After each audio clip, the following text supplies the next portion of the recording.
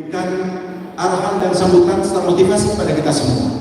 Untuk itu mari kita sambut dengan gembira orasi ilmiah oleh Bapak Haji Anies Baswedan PhD. Kepada Bapak Anies, kami silakan.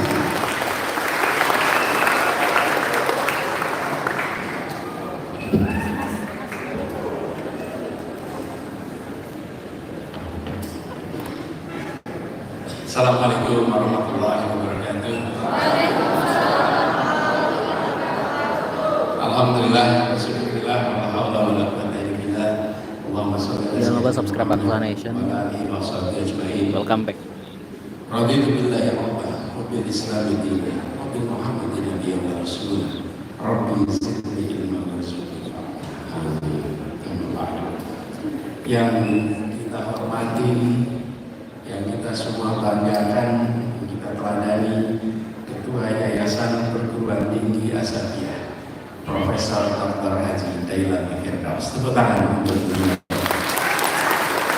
Yang tadi sudah memberikan arahan luar biasa beserta seluruh jajaran pimpinan Yayasan Perguruan Tinggi Asabiyah, Ketua Pembina Kanur Fitria Pakana, juga para pengurus yayasan, Ibu Kak Jadili Kamalia, juga Syifa Fauzia dan Mas Rila yang saya hormati, serta yang saya hormati seorang cendekia yang tidak pernah berhenti jadi pembelajar dan terus menebarkan ilmunya, terus menjadi penggerak, Rektor Universitas Islam Asabiyah, Profesor Dr. Masudi Ahmad, SHMM, seluruh jajaran rektorat, dekanat, para dosen, sivitas akademika, dan yang saya banggakan, para mahasiswa baru Universitas Islam Asabiyah. Alhamdulillah saya bersyukur sekali bisa ikut menjadi saksi adik-adik semua masuk menjadi mahasiswa. Yang mahasiswa baru acungkan tangan dulu. Masuk baru semua. Tepuk tangan buat teman-teman. Sudah pernah kuliah belum? Belum, namanya juga masuk baru ya. Masuk belum. Kalau boleh usul yang di sini boleh turun nggak biar teman-teman di belakang nggak ketutupan. Ya, nggak apa-apa, ambil tapi duduk dikit, agak membungkuk sedikit jika yang di belakang bisa leluasa. Nah, namanya kesetaraan memandang.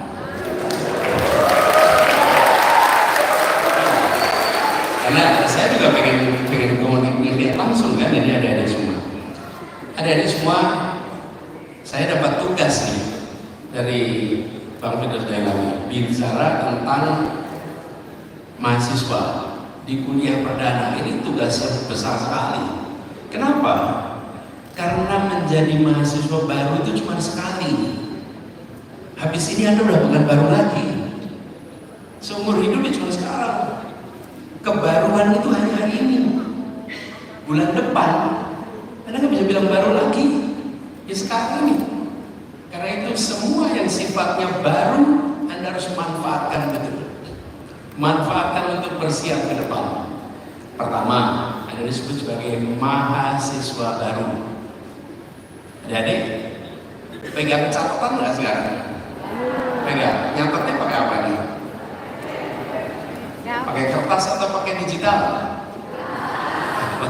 Boleh kertas, boleh digital. Oke. Tapi ada yang bilang gini, Prof, kami nggak nyatet Pak, kami merekam. Ini abad 21 beneran ini direkam. Nah, adik-adik semua yang sekarang jadi mahasiswa baru, adik-adik di berbagai tempat di dunia, kalau masuk kuliah, namanya itu bukan mahasiswa, tapi siswa. Hanya di Indonesia Anda dapat gelar maha atas kesiswaan Anda. Ya, boleh nggak anak SD dipanggil mahasiswa? SMP? SMA? kuliah? Ya.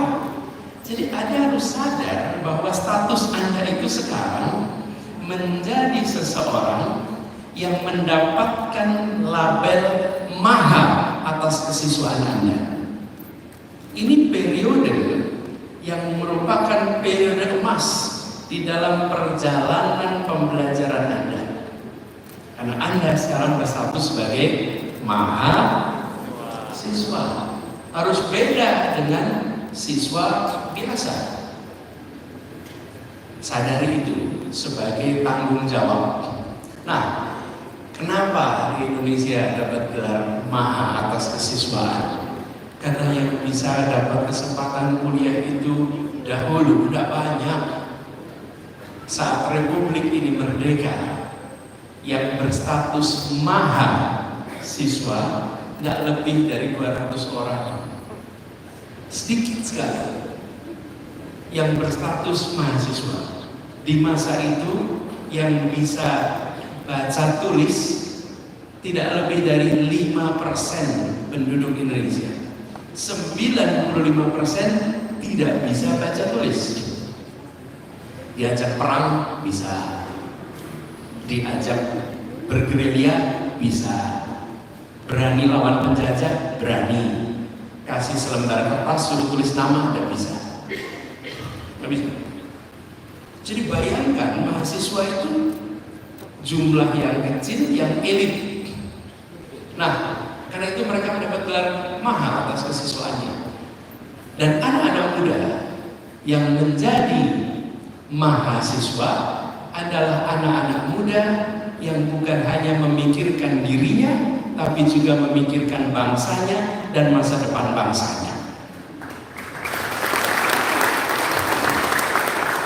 Karena itu, mahasiswa Indonesia, baik yang berada di Indonesia maupun yang berada di luar Indonesia, dikenal sebagai pembelajar pejuang. Jadi pesan saya yang pertama pada semua, apalagi masuk di Universitas Islam Asafiyah, adik-adik harus menjadi mahasiswa pejuang, meneruskan tradisi perjuangan. Ini pesan pertama nih, jangan jadi mahasiswa yang bukan pejuang, mahasiswa pejuang. Nomor satu, tanggung jawab sejarah itu menempel di pundak Anda. Adik-adik, di dalam perjalanannya, oh ya, nanti saya akan kasih kesempatan untuk tanya jawab nih. Jadi bersiap-siap yang mau tanya, boleh nanti ajukan tangan. Oke, boleh dipikirkan pertanyaannya mulai sekarang. Kan kuliah kan? Kalau kuliah boleh tanya kok, ya kan? Nah, adik-adik semua, tanggung jawab sejarah ini perjalanannya panjang. Dari mulai awal abad 20 di Jakarta sini ada pergerakan Budi Utomo, mahasiswa yang kuliah di Stovia, di Surabaya kuliahnya di Nias. Mereka adalah mahasiswa kedokteran yang tidak memikirkan hanya menjadi dokter, tapi menjadi dokter yang berjuang. Adik-adik tahu rumah sakit terbesar di Jakarta namanya apa? Rumah Sakit Cipto Mangunkusumo. Ini Rumah Sakit Cipto Mangunkusumo itu diberi nama seorang dokter yang berjuang sejak masih mahasiswa. Dan tipe pejuang mahasiswa ini apa? Dia belajar, tentu rajin, apalagi pada masa itu belajar lebih sulit, bahannya terbatas. Tapi dia memikirkan nasib bangsanya. Dan ketika kemudian lulus menjadi sarjana, dia tidak hanya mengejar kepentingan dirinya dan keluarganya, tapi dia berjuang untuk masyarakatnya.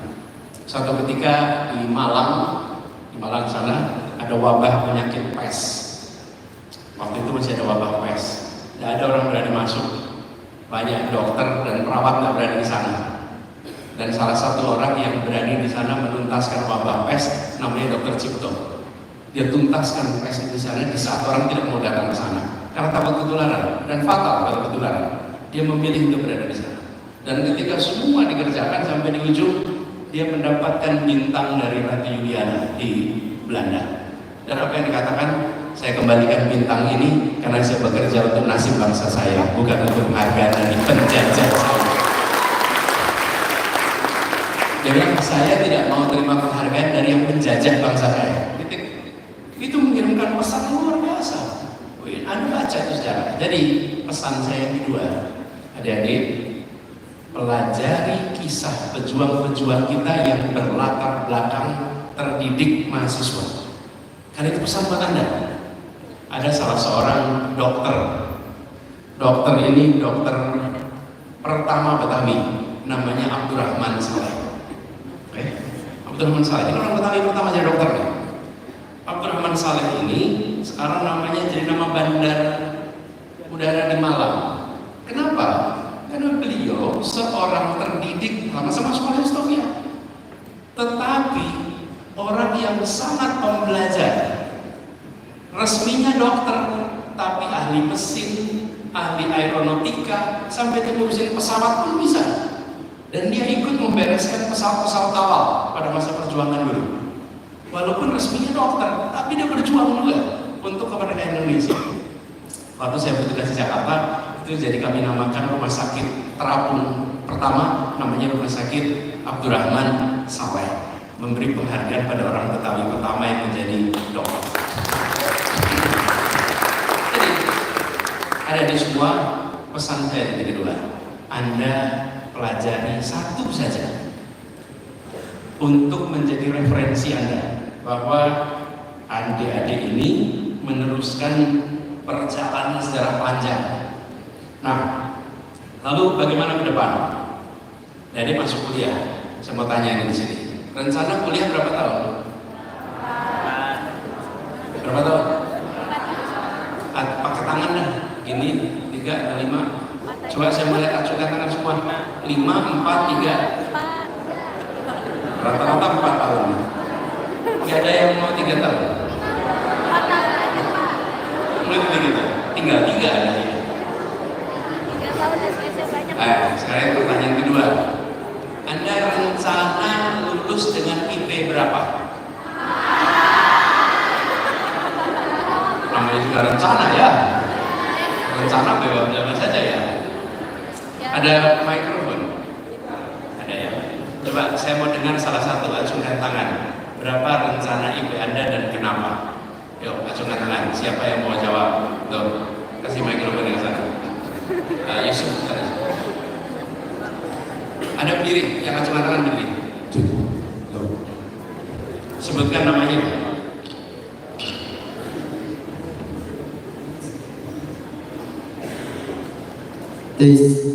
Assalamualaikum warahmatullahi wabarakatuh. Perkenalkan, nama saya Muhammad Arajul Syafi'i dari Fakultas Agama Islam, Prodi Agama Islam. Panggilannya? Syafi'i. Rencana kuliah berapa lama, IP berapa? Rencana kuliah normal aja Pak, 4 tahun. IP-nya? 3,8 kalau bisa Pak.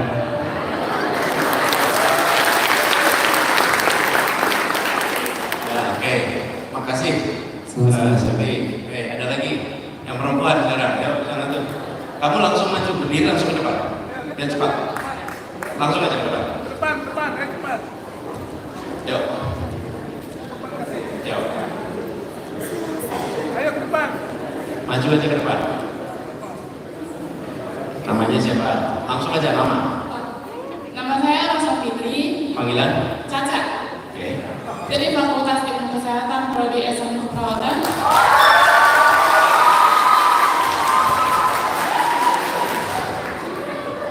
Rencana IPK 4. Lulus? Yang normal aja tahun. Tahun ya. Iya. Ya. Ya, terima kasih. Kasih. Ya. Dari semua ini ambisinya bagus-bagus. Memang lebih baik begitu. Yang berbahaya itu begini. berhasil meraih target, sementara targetnya terlalu rendah. Itu bahaya.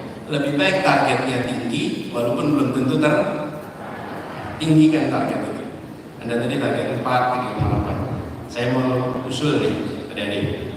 Ketika Anda kuliah, ini kan Anda baru nih mahasiswa. Saya usul Anda aktif di dalam kelas dan aktif di luar kelas. Jangan hanya jadi mahasiswa yang di dalam kelas saja. Yang namanya, saya dulu zaman kami kuliah itu namanya diktator. Kenapa? Kan hanya baca diktat saja. Karena tadi bacanya diktator. Tapi jadilah mahasiswa yang aktif di luar kelas. Jadi dari sekarang Anda rencanakan, bila saya mau aktif di dalam kelas dan luar kelas, berapa bobot SKS yang saya harus ambil? Saya dulu ketika kuliah, kalau ditanya berapa SKS yang diambil per semester, saya jawab saya ambil 24 SKS. 18 di dalam kelas, 6 di luar kelas. Sehingga kegiatan di luar kelas itu sebagai pembelajaran juga. Kenapa adik-adik? Ini saya ingin sampaikan. IP Anda yang tinggi akan mengantarkan Anda sampai panggilan wawancara. Tapi di ruang wawancara yang menentukan adalah kepemimpinan Anda, kemampuan berpikir kritis Anda, kemampuan komunikasi Anda, kemampuan untuk bekerja kelompok Anda. Itu yang menentukan di ruang wawancara. Tapi IP tinggi membuat Anda punya tiket dipanggil wawancara. Di ruang wawancara hal lain yang dibutuhkan. Tapi jangan dibalik, berarti nggak perlu IP tinggi. Enggak. Kalau IP-nya nggak tinggi, di wawancara pun nggak dipanggil. Tapi hanya dengan IP saja nggak cukup. Karena itu saya usul Anda kembangkan dua-duanya, aktif dalam kelas dan aktif luar kelas. Ikut organisasi, apapun organisasi dalam kampus, insya Allah positif. Apapun organisasinya, ikut. Di dalam kelas Anda aktif belajar, ukurannya apa? IP. Nah, kalau saya boleh usul IP minimal. Kalau tadi bagus IP-nya rencananya 3,8, good. Kalau saya boleh usul, Anda cek beasiswa S2 minimal IP-nya berapa. Nah, itu IP minimal Anda nanti di situ. Kalau beasiswa itu syaratnya IP-nya 3,25, ya maka IP Anda harus di atas 3,25. Kalau minimalnya 3,5, ya Anda di atas 3,5. Tapi kalau syaratnya 3 saja, ya Anda di atas 3. Jadi jangan sampai IP Anda di bawah syarat dapat beasiswa S, supaya kalau Anda mau meneruskan tidak terganggu dengan ini. Dulu waktu saya kuliah itu begitu. Saya nggak ngejar IP yang luar biasa tinggi. Yang penting apa? Yang penting kalau daftar beasiswa nggak ditolak karena IP. Nanti ketika Anda sudah bekerja, tidak ada lagi yang tanya IP-nya berapa. Yang tanya adalah produktivitas Anda, kepemimpinan Anda, karya Anda, apa yang Anda berikan dampaknya. Itu yang menentukan pada saat ini. IP hari ini baik untuk menunjukkan Anda kerja keras. Kita pada situ. Tapi ingat minimalnya itu. Nah, waktu kuliah, tadi saya tanya waktu kuliah. Waktu kuliah ini bicarakan bersama dengan orang tua. Tapi intinya masa kuliah itu adalah masa pengembangan diri. Ini periode yang nggak bisa diulang. Nanti setelah Anda selesai kuliah, habis itu Anda nggak bisa balik lagi ke kampus mengulang masa ini. Ini betul-betul masa pengembangan. Pengembangan secara akademik, pengembangan secara kepemimpinan, pengembangan dalam aspek-aspek minat lainnya. Itu masa kuliah. Sesudah itu Anda bisa kerjakan. Jadi saya usul pada adik semua, siapkan dengan serius pengembangan diri itu. Indikatornya apa? Indikator mahasiswa yang baik, mahasiswa yang sibuk, indikator mahasiswa yang tidak baik, mahasiswa yang nganggur. Jadi kalau Anda waktunya luang, berarti Anda bermasalah. Kalau Anda sibuk, berarti Anda mahasiswa yang baik. Kalau ada mahasiswa waktunya longgar, Anda sambil bayangkan, saya besok akan menuai masalah ketika saya sudah lewat masa mahasiswa. Tapi kalau hari ini Anda sibuk, pagi berangkat kuliah, siangnya aktivitas ini, aktivitas itu terlibat, Anda sebenarnya sedang menyiapkan diri untuk menjadi orang-orang yang produktif dan bermakna di masa yang akan datang. Jadi ada di semua, saya usul mahasiswa ini masa pengembangan itu. Kenapa? Karena mahasiswa di Indonesia punya dua peran. Peran kekinian dan peran masa depan. Peran kekinian apa artinya? Anda bagian dari masyarakat. Anda bagian dari proses kehidupan berbangsa bernegara. Bila bangsa ini, bila negara ini terlihat melakukan hal-hal yang keliru, bila pemerintah misalnya melakukan yang keliru, maka mahasiswa harus bergerak dan meluruskan. Itu peran kekinian, mahasiswa boleh diam. Ini peran sejarah nih, peran kekinian. Yang kedua, peran masa depan. Anda dengan usia yang belia, maka Anda punya peran yang akan dimainkan di masa depan. Disitulah kenapa kompetensi menjadi penting, kepemimpinan menjadi penting, pengembangan diri menjadi penting untuk Anda perankan di masa depan. Nah, dua ini Anda harus tumbuhkan selama Anda kuliah di sini. Jadi di perguruan tinggi ini adalah kesempatan. Di Universitas Islam Asafiyah Anda harus aktif, Anda harus kembangkan diri. Nah, saya meneruskan yang disampaikan oleh Prof. Mas Duki tadi tentang kemampuan yang harus dimiliki. Kalau basicnya sudah dibahas banyak, pondasinya adalah iman, Islam, akhlak, itu pondasinya ini. Sudah dibahas, itu dipelajari dari mulai kecil. Sekarang ketika Anda kuliah, saya ingin tambahkan yang tadi disampaikan Prof. Mas Duki, 4K. Kemampuan berpikir kritis, kemampuan berpikir kreatif, kemampuan untuk bisa berkomunikasi, dan kemampuan untuk bisa kolaborasi. Ini 4 nih, kritis, kreatif, komunikatif, kolaboratif. Ini 4 ini disebut sebagai keterampilan abad 21. Adik-adik semua di sini tumbuhkan 4 ini. Serius tumbuhkan, apalagi kemampuan berpikir kritis.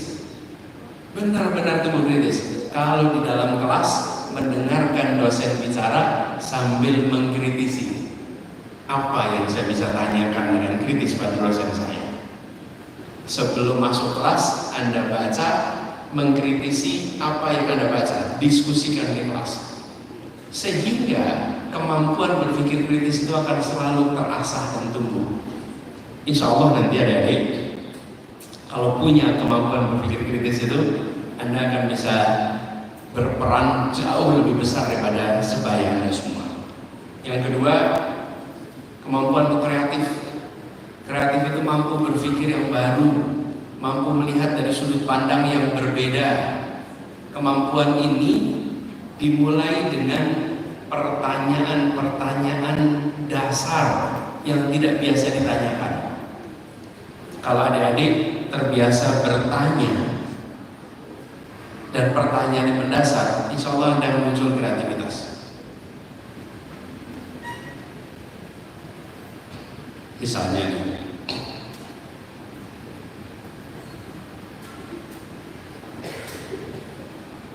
adik-adik kalau ngobrol bersama dengan sesama mahasiswa, kadang-kadang kita hanya tanya hal-hal yang tidak mendasar.